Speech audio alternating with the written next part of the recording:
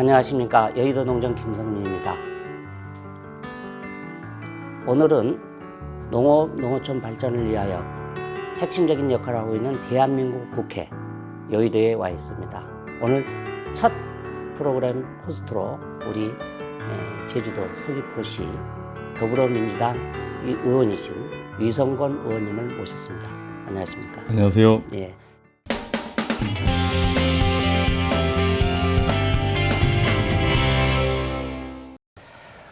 지난 1월 15일 날 우리 전국 농어민위원장이라는 중책을 맡으셨는데요. 그 위원장 자격으로 오늘 여의도 농정을 모셨습니다. 아무래도 우리 전국에 있는 농어민들을 대변해서 집권 여당인 우리 더불어민주당의 당정책에 이렇게 창구 역할을 하실 것 같은데요. 우선 농어민위원회를 좀 소개해 주시고 어떤 역할을 하시게 되는지 소개해 주십시오. 예, 저는 오늘 이제 우리 추미애 당대표로부터 농어민위원장 임명장을 공식적으로 받았습니다. 아, 오늘 받으셨습니까? 오늘 받았습니다. 아, 축하드립니다. 그 전부터 이제 준비를 해왔고요. 농어민위원회는 당내 더불어민주당 내에 전국위원회입니다. 그래서 청년위원회, 여성위원회, 노인위원회 등과 같이 상설기구로 되어 있고요. 그리고 지금 이제 농어민 대표 최고위원이 없는데요. 최고위원까지 만들 수 있는 막강한 권한을 갖고 있는 위원회입니다. 농어민위원회가 하는 것은 이제 저희가 이제 그 여당이 됐잖아요. 그래서 당정청의 이제 가교 역할 중에 당의 역할을 하고 있는데 문재인 대통령께서 문재인 정부는 민주당 정부라고 얘기하고 후보 때도 하셨고 되고 나셔도 그렇게 하셨습니다. 당의 역할을 중요시한다 이런 뜻인 거죠. 예. 그래서 이제 정부 정책에 당의 의견을 반영하기 위해서 위원회 활동을 하게 되어지고요. 이제 농민들의 다양한 이견과 견해들을 저희가 당으로 수렴해서 정부 정책에 관여하게 되어집니다. 그런 것들을 통해서 정부의 정책이 농민과 농음이 맞게 또한 국민들에게 맞게끔 정책을 생산하고 만들어나고 또한 농어민의 이해를 정부 정책에 반영하는 그런 조직이라고 보시면 되겠습니다. 네, 잘 알겠습니다. 그러면 그 위원회의 성격은 저희가 잘 알겠는데 지금 위원장으로서 이제 우리 위성권 의원께서 이렇게 초선 의원으로서 굉장히 막중한 것 같은데요. 그 배경이 있습니까? 어떻게 경선을 하셨습니까? 아니면 임명을 받으셨다고 그러는? 제가 이제 지난 선거 과정, 지난 국회의원 선거 과정 안에서 농어촌 출신 국회의원으로 당선이 된 거고. 또 하나는 이제 농어민위원회 부위원장으로서 쭉 활동을 해왔습니다. 그래서 이제 조직 내에 그 조직원들과의 연계성이나 관계성들 때문에 저를 이제 중책에 맡겨주신 것 같습니다. 좀 다른 것은 과거에는 이제 쌀농업을 중심으로 하셨던 지역의 의원님들이 주로 이제 농어민위원장을 하셨는데요. 저는 이제 제주는 쌀 농업이 거의 없거든요. 제주의 쌀은 감귤이지 않습니까? 예, 그렇다고 볼 수 있지. 뭐 감귤이라든가 채소라든가 이런 것처럼 과수 채소 분야의 의견들을 좀 적극적으로 좀 반영할 수 있는 그런 것들에 대한 고려도 되었다고 보아집니다. 앞으로 이제 농업 정책에 있어서 중요한 측면이 쌀 농업과 더불어서 과수 농업과 채소 농업도 매우 중요한데 사실은 농업 정책에서 소외되어 왔거든요. 그래서 그런 정책을 좀 이끌어내려고 하는 당의 방침도 있었지 않겠는가 이렇게 생각합니다. 그렇군요. 저도 그 부분 동의합니다. 저희가 이제 쌀을 위한 농업은 아니고 농민과 농촌을 위한 농업인데 이런 우리 의원님이 또 그런 역할을 좀 해주시게 되었군요. 작년에는 사실 굉장히 큰 변화가 많이 있었던 것 같습니다. 이제 우리 의원님께서도 뭐 이렇게 정권 창출에 이제 뭐 하는 역할을 하셨겠습니다만 우리 의원님께서는 작년 의정 활동을 어떻게 평가하시고 또 올해는 또 어떤 데 크게 역점을 두실 것인지 이렇게 한번 간략하게 뒤돌아보시고 좀 평가해 주시면 좋겠습니다. 이제 작년은 이제 작년 겨울, 재작년 겨울부터 이어졌던 헌정질서 물론과 국정 농단 사태에 따르는 이제 촛불 집회, 그리고 이제 탄핵 이런 과정 안에서 거기에 집중을 해서 일을 했고요. 그리고 이제 선거를 거치고 나서 선거 과정 안에서 많은 농민들과 국민들을 만나서 우리 사회를 어떻게 변화시켜야 되느냐에 대한 얘기를 많이 들었습니다. 그래서 그런 것 중심으로 활동을 했고, 이제 선거가 끝나서 이제 문재인 후보가 이제 대통령이 되고 나서는 제가 이제 야당에서 여당으로 바뀌어서 그렇죠. 신분 변화가 있었습니다. 정부 정책을 이끌어가는 그런 역할에 이제 맡게 되어진 것 같아요. 그래서 그런 역할들을 해내기 위한 노력들을 해왔습니다. 그래서 법안 발의도 좀 이렇게 했고, 또 그리고 이제 많은 토론회, 세미나, 이렇게 정책을 생산하는 일을 중심으로 해왔습니다.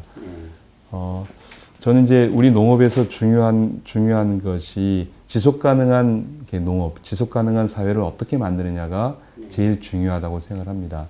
농업 부분에 있어 지속 가능하려면 농업에서 종사하고 있는 분들의 소득이 안정적으로 보장돼야 된다.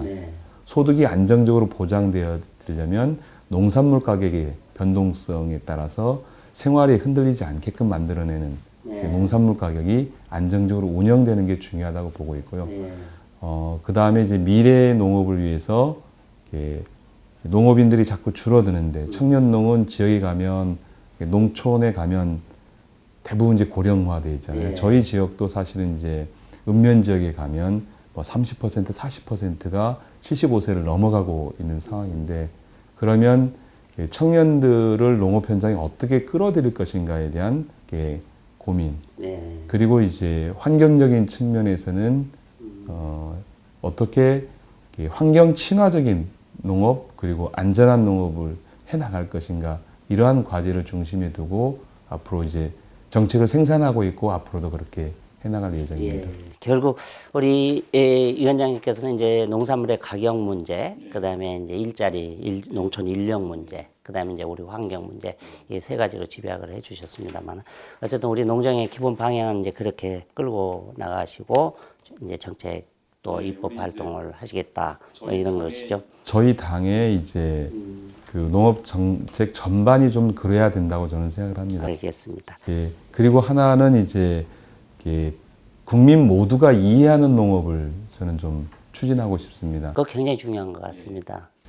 이제 국민 대다수는 농업에서 생산되어진 생산물을 소비하는 소비자고, 그리고 생산하는 농민들과의 이해적 간극이 워낙에 커 나은 것 같아요. 그래서 과거에는 거의 대다수가 사실은 이제 농민이었고, 또 농민의 자식이라는 게 누구나 얘기하는 거였지만, 지금은 그 농업과 단절되어진 삶을 사는 사람이 워낙에 많기 때문에 앞으로 이제 농업에 대한 국민들의 이해를 만들어내고 싶습니다.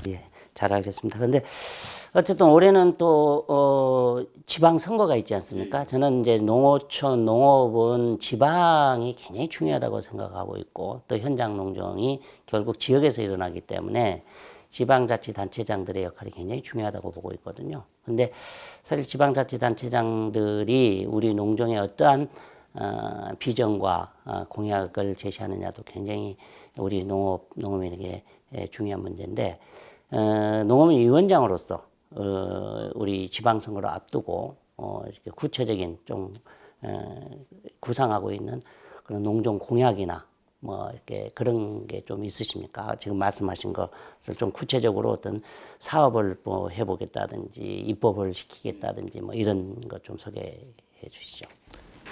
지금 이제 개헌 논의가 한창 무르익고 있는데요. 그렇죠. 이 개헌 논의는 저는 지방에 매우 중요한 의미를 갖는 거고, 농업 분야에도 마찬가지라고 생각을 합니다. 제가 이제 지역에서 농업을, 감귤은 제주만 생산하잖아요. 그렇습니다. 감귤 정책은 제주가 결정한 정책이 국가 정책이 되어져야 되거든요. 그렇다고 봐야죠. 그런데 국가가 감귤 정책에 자꾸 관여를 합니다. 감귤 산업에 별로 도움이 안 되는 거죠. 이런 것처럼 지역마다 갖기 많은 농업 정책이 필요합니다. 저는 그 권한을 농민들에게 주어지는 이번 이제 지방선거에서 그런 것들을 저희 당은 정책 과제로 제기를 하려고 하고 있고요. 그리고 지난 대선 과정에서 많은 의견들을 저희가 이제 수렴을 했는데, 그거를 지역 단위에 어떻게 구체적으로 실현할 것인가에 대한 토의들을 해나가서 지역별로 맞는 농업 정책들을 함께 고민해 가서 지방선거를 준비해 나가도록 하겠습니다. 잘 알겠습니다.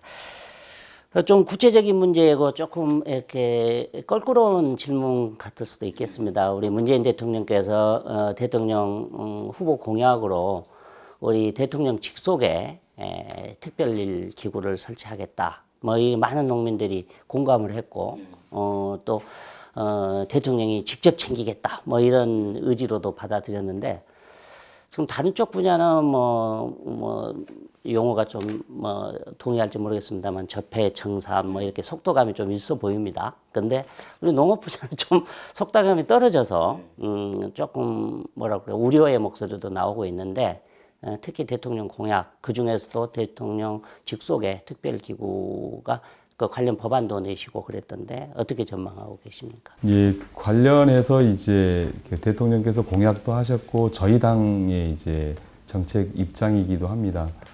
농어촌 농어민 특별위원회를 네. 대통령 산하에 두자라는 법안을 저도 발의했고 저희 당의 의원님 다른 분도 다른 법안의 형태로 발의가 돼 있는데요. 네. 법안 논의가 되고 있질 않아요.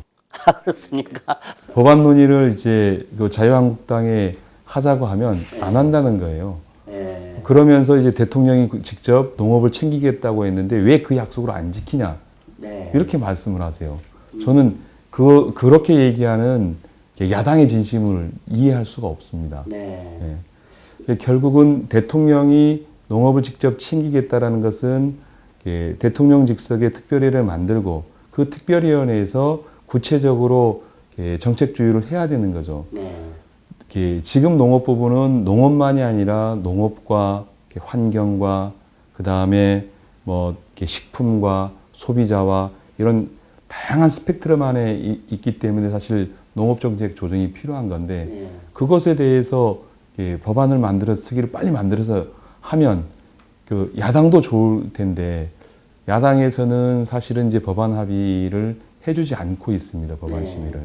그래서 저희들 적극적으로 노력하고 있는데 정말 대통령께서 직접 농업을 챙기게끔 자유한국당에서도 이 법안에 동의를 해야 된다고 생각합니다. 네. 지금 뭐 요소 전체 측면에서 보면 요소야대라서 그렇게 협치 문제가 나오고 있습니다만 어쨌든 우리 농어민 농어촌 문제는 항시 그래왔듯이 각 당을 초월해서 이렇게 머리를 맞대고 소위 농촌당이다 뭐 이런 말까지 있습니다만은 이 문제도 좀 그렇게 좀 풀었으면 좋을 것 같습니다. 저희 상임위원회 분위기가 여당 야당을 떠나서 농민과 농촌 농업을 위해서 어떻든 간에 협력하고 합의하고 양보하고 이런 미덕이 있는데 요 문제만큼은 왜 안 풀어주는지는 모르겠어요. 정말로 농업과 농촌 농민들을 위해서 풀려면 사실은 특위를 만들어주면 네. 특위가 본격적으로 새로운 정책들을 끌어내고 네. 그 끌어낸 정책을 가지고 구체적으로 일을 할 수 있을 텐데. 네, 알겠습니다. 내가 자유한국당 의원분을 한번 여의도 농장에 모셔서 한번 물어보겠습니다. 알겠습니다. 아무쪼록 우리 농어민들을 위해서 그 문제를 좀 풀어주셨으면 하는 바람입니다. 아까 우리 농정 방향에서 농산물 가격 보장을 많이 강조를 하셨습니다만 2015년 우리 국회의원 후보 시절에도 저도 기억이 새롭습니다. 위풍당당 위성권. 아이고, 그걸 기억해 주시다니 고맙습니다. 예. 강귤 최저 가격 보장제를 굉장히 강조를 하셨고 또 그것 때문인지 모르겠습니다만 굉장히 많은 지지를 받고 이렇게 의원님으로 되셨는데 이제 와서 이제 국가 전체적으로 이제 농산물 가격 보장제에 대해서 이제 농안법 소위 농산물 가격 안정 및 뭐 도매시장 관리법이라고 그러는데 굉장히 사실 꽤 오래된 법률이거든요. 근데 이제 그런 법률 중에서 농산물 가격 부분에 대해서 이렇게 관심을 갖는 분들이 사실 제가 최근에는 많이 보질 못했습니다. 의원님 중에서도. 근데 우리 유성건 의원께서 그 농안법을 구체적으로 들고 나오셔서 이렇게 최저가격제를 주장하고 계시는데 그 발의한 내용이라든지 그 어떤 구상이신지 사실 말씀은 좋은데 그게 될까 하는 여러 가지 이 현실감도 좀 존재한 것 같습니다. 농업에서 이제 농업 인구가 지난 10년간 100만 명이 떠나서 지금 전체 농업 인구가 250만 병밖에 있지 않습니다. 네. 이건 뭐 이 추세는 계속 유지되고 있는 형편이고요. 그런데 이제 그 이유를 찾아보면 소득이 안정성이 매우 떨어지기 때문에 그렇습니다. 결국 소득 문제다. 네. 소득이 안정성이 떨어진 이유는 내가 1년 동안 농사를 지어서 생산해낸 생산물이 최소한의 가격도 보장되지 않기 때문에 이게 어떤 때는 많이 벌었다가 어떤 때는 조금 벌었다가 실제 적자를 봤다가 이렇게 되어지니까 생활의 안정이 되지 않아서 농촌을 떠나고 있는데, 그래서 이제 최저 가격을 보장함으로써 농민들이 마음 놓고 농사를 최선을 다해서 지을 수 있게끔 한 구조를 만들자라는 생각인 겁니다. 최저가격 보장제라는 건 뭐 제가 생각하는 건 어떤 거냐면, 시장에 이제 거래되어지는 생산 원가에 비해서 시장에 거래되어지는 어떤 특정한 기준을 정하고요. 그 특정한 기준에 미달하게 되어지면, 시장 가격이 도달하지 못하면 80% 정도 되어지는 지점에 20% 차익 정도를 보장해 주자라는 거죠. 정부가. 네, 정부가. 지방 정부든 중앙 정부든. 이게 기금을 마련하는 방식은, 돈을 마련하는 방식은 중앙 정부가 일정 정도 부담하고 지방 정부가 부담하고 농업인들 스스로 만든 자조금이 일정 정도 부담하는 형태죠. 뭐 제 생각은 국가가 한 50% 정도 하고요. 지방 정부가 한 20% 정도 하고요. 개인이 30%를 모으는. 그래서 지금도 자조금을 모으고 있는데 그 자조금을 그렇게 쓰고 있지 못합니다. 네, 주로 홍보 쪽, 광고 쪽에 쓰이고 있죠. 예. 소비 활동만 추진하고 있는데, 이런 것들을 생산 안정 자금으로 만들어서 한다라면 충분히 저는 가능하다. 그렇게 해야 농업이 유지되어지는 거라고 생각이 되집니다. 가격을 왜 이렇게 보장해, 왜 국민이 그러면 내 세금을 여기에 내야 되느냐라고 보아지면, 이게 농산물은 물가에 직접적인 영향을 미칩니다. 배추 가격 하나가 직접적인 영향을 미치기 때문에 소비자들이 볼 때는 가격을 높게 하면 어려워지잖아요. 그렇죠. 예. 이제 사기 어렵고 먹기 어려워지니까. 그래서 국가에서 그 금액을 일정 아래로 통제를 시키죠. 그러다 이제 그렇게 되어져서 가격이 계속 눌러지기 때문에 이거를 이제 농민들 입장에서는 손해를 보는 부분이니까 그 손해 부분을 보완해서 이제 생활을 안정시켜 보자라는 거죠. 결국 지금 현재 과거 70년도에 이제 뭐 다른 측면은 있었는데 이중 가격제처럼 소비자한테는 가격을 낮추지만 생산자의 수직 가격을 높여주자. 그 안에 개분 정부든 지방 정부든 자조금이든 그걸로 재원을 삼자. 얼뜻 생각하면은 지금 쌀 변동직불제랑 유사한 성격 같거든요. 근데 이제 쌀 같은 경우는 지금 폐해가 조금 있다고 생각해서 지금 기획재정부라는 데서는 그걸 이제 고치겠다고 나서고 있는 형편인데, 지금 의원님께서는 이제 다른 품목이나 이런 것을 이제 확산시키자는 취지 같아요. 전체적으로 보면. 그러면 거기랑은 조금 이렇게 쌀 변동 직불제나 지금 이제 말씀은 가격 보장이라고 하지만 내용으로 보면 소득 보장이지 않습니까? 사실은. 예. 그래서 이제 그런 것을 이제 같이 이렇게 다른 쪽에도 확산시켜 보자. 아니, 그런 쌀의 변동직불제와는 좀 다른 개념이고요. 어떻게 다르죠, 그 부분이? 쌀 변동직불제와 다른 점은 제가 볼 때는 기본적으로 생산 원가를 정하고 그 생산 원가 기준을 정해서 생산 원가 기준의 시장이 생산 원가를 못 미쳤을 때 저는 최저 가격을 보장해 주자라는 거죠. 원가 보장 방식으로. 그런 방식으로 진행을 해야 된다는 거 보고, 그러면 시장에 지금 우리가 일반적으로 3년이나 4년 정도에 한 번씩 가격 폭락을 합니다. 그러면 이제 3년에 4년 정도에 한 번씩 주기적으로 폭락되어지는 지점이 있겠죠. 그런 형태로 해내는 것이고, 지금은 누구나 쌀을 농사를 지으면 변동직불 대상자가 되어지는데, 제가 생각하는 뭐 틀은 분야마다 다르기 때문에 좀 다른 형태의 구조가 있을 거라고 생각이 됩니다. 내가 약간 쌀 변동직불제랑은 다르군요. 쌀은 이제 적정 가격이라는 측면인 거고 지금 의원님께서 얘기하는 것은 국가가 최소한 최저 가격, 원가를 생산을 유지시키는 그 최저 가격선에서 가이드라인을 잡고 거기에 떨어졌을 경우 어떤 이제 정부 시스템이 발동하게 하는. 지금은 변동직불제는 일방적으로 정부가 농가에게 주는 방식이잖아요. 이게 차익을 주는 방식인데 이것은 이제 자조금이라는 것들을 형성하게 하고 스스로 모아놓게 하고 이제 그 돈을 가지고 이걸 운영을 하는 거죠. 그렇게 되어지면 전체적으로 이 기금 관리에 함께해야 되기 때문에 생산 면적 조절도 가능하고요. 여기에 이제 자조금을 포함되어진 분은 국가가 지원의 대상이 되지만 거기에 포함되지 않는 분들은 대상이 되지 않기 때문에 결국 그 대상 안에 들어오게 되어지면 전체적으로 우리가 적정한 가격을 받기 위해서는 생산 면적도 조절하고 생산량도 조절이 가능한 거죠.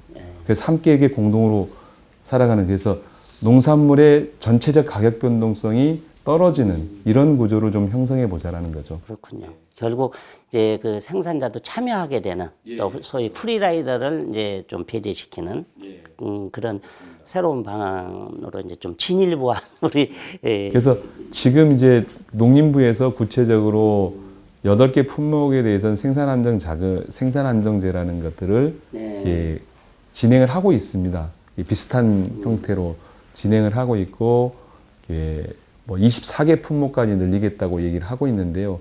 그런 것들의 기본 베이스 되어지는 정책이라고 볼 수 있겠습니다. 잘 알겠습니다. 그러면 그게 지금 법안은 발의가 돼 있습니까? 예, 법안은 발의돼 있습니다. 아, 예. 어떤 우리 국회의 다른 당의 어떤 그 동감이나 이런 것은 얻을 수 있겠습니까? 이렇게 많이 노력을 해야 될 것 같습니다. 알겠습니다. 예. 좋은 정책 같은데 아무래도 꼭 이렇게 성공해서 우리 농산물 가격이 조금 최소한 원가 정도는 보장돼야 되는 그런 제도가 됐습니다. 그게 소비자들도 사실은 예측 가능한 농산물을 구매하는 방식이 될 거라고 되어집니다. 예, 알겠습니다. 또 국회의원이어서 전체 우리 농어민위원장으로서 전체 농정도 다뤄야 되지만 아무래도 사실 하나를 잘하면 열을 잘할 수 있듯이 나는 우리 지역 정책도 굉장히 중요하다고 봅니다. 특히 우리 서귀포 시 같은 경우는 모두 말씀하셨듯이 또 쌀농사 중심의 또 다른 편에 서 있는 아주 또 미래지향적인 나는 지역이라고 보거든요. 관광도 있고 또 여러 가지 가공도 있고 생산도 있고 그래서 지금 지역 정책 중에서 혹시 이렇게 중점을 두고 있는 그런 사업이나 제도가 있으십니까? 지금 이제 제주는 이제 감귤 정책이 전체 제주 농업의 한 반 정도 되고요. 나머지 이제 축산이라든가 채소라든가 이런 사업이 한 반 정도 되어집니다. 그래서 감귤 분야는 우선적으로 지금 이제 고품질 사업을 하기 위해서 이제 신품종 보급 유통 사업 체계를 새롭게 짜는 일들을 하고 있고요.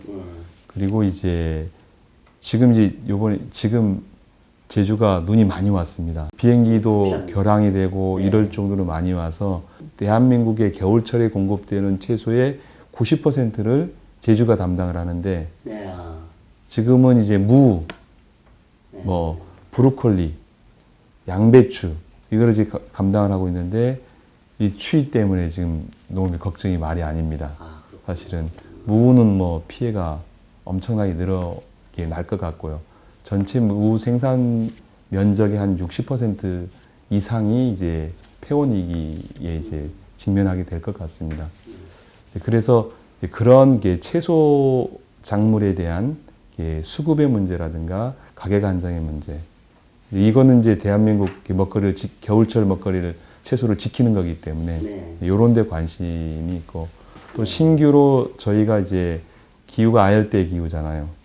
아열대 기후니까 식물과 동물이 다양한데 그 식물 자원들을 이용해서 새로운 약용작물로 성장시키는 것. 아, 제주 특성에 약용작물이 많이 있습니까? 그죠. 제주만 특별한 이제 생약 자원 식물들이 있습니다. 생약을 해서 그런 것들을 연구해서 새로운 이렇게 품종을 만들어내는 게 중요한데 그런 사업들을 해서 우리 이제 한국의 그 앞으로 이제 바이오 산업을 내 이제 기반 산업이 되는 생물육종 사업을 이렇게 추진하고 있습니다. 아, 그렇군요. 결국 제주도가 쌀 중심보다는 어떤 이제 강귤 또 저 제약, 바이오 이런 데까지 이제 확장해 나가는데 우리 의원님의 역할이 굉장히 중요할 것 같고요. 거기서 성공하면은 우리 육지 농업도 이렇게 그런 쪽으로 소득이 다변화되는 그런 계기가 될 것도 같습니다. 뭐 조금 벗어나는 얘기입니다만 아까 제주도가 이게 눈이 와가지고 육지에 하는 소비자들이 불편을 겪고 뭐 이럴 수도 있는데 옛날에 어떤 의원님께서 그 제주도 전체를 조건분리 지역 직불의 대상으로 하자 이런 주장을 하셨던 적이 있는데 그것은 아직 안 된 거죠? 아니 조건분리 지역으로 되어 있습니다. 전체가요. 그러시죠. 반농업 조건분리 직불제가 되었고요. 그 조건이 불리하다는 것은 생산해내는 생산 지형의 조건이 분리된 것보다 유통하고 확대하는데 이렇게 이제 조건이 불리하다고 보고 있습니다. 마지막으로 저희는 사실 아까 농어민 위원장이긴 하지만 결국 우리 농산물은 소비자가 소비를 해야만 존재 가치가 있는 거 아니겠습니까?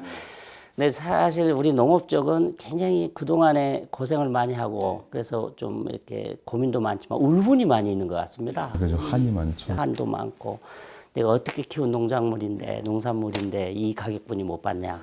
뭐 근데 그걸 주로 이제 정부한테 하소연을 하더라고요. 근데 저는 소비자한테 하소연을 해야 될 것 같습니다. 왜 그러면 돈 지불하는 것은 소비자인데.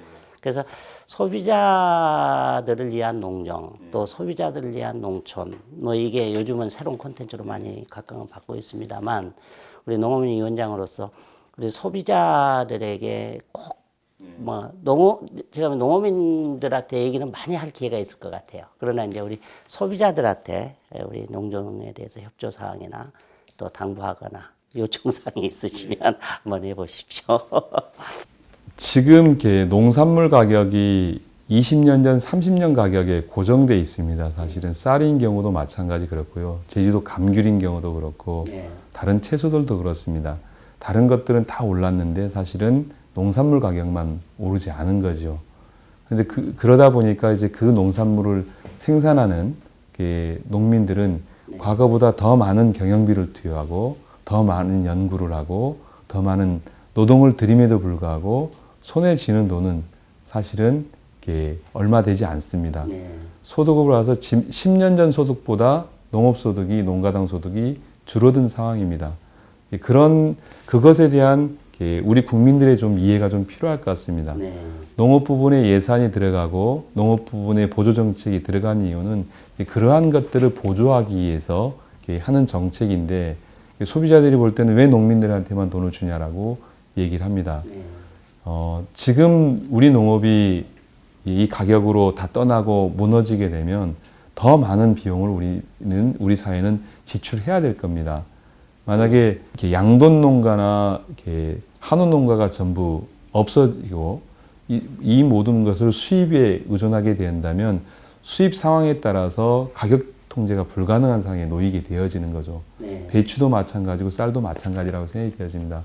그래서 우리 국민들께서는 그리고 특히나 소비자 TV를 보시는 분들께서는 이런 농민들의 고충과 애로도 함께 알아주시고요.